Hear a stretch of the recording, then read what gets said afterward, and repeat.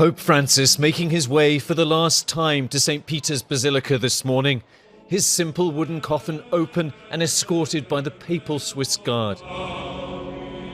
The solemn ceremony began with a brief prayer service at the chapel of Francis's residence, Casa Santa Marta, led by Irish-American Cardinal Kevin Farrell, a former Dallas bishop. In nomine Patris et Filii et Spiritus Sancti. Cardinals then joining in the procession as thousands of the faithful gathered. Francis carried the few hundred yards across St. Peter's Square, then up the Basilica steps. Inside, Cardinal Farrell sprinkled holy water over the Pope's body, a reminder of baptism. Pope Francis's body has now been moved into St. Peter's Basilica behind me. He will lie in rest there until Saturday's funeral. And from today, people will have a chance to pay their respects as he lies there.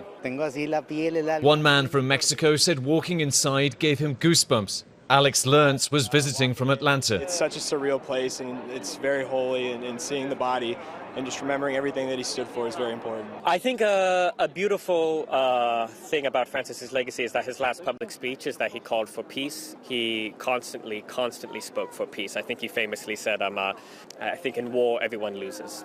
Pope Francis has asked to scale back some features of his funeral compared to previous popes. For example, the open wooden casket, but perhaps most notably his decision to be buried not here in the Vatican, but in a smaller church in Rome, the first pope in more than a century to do so.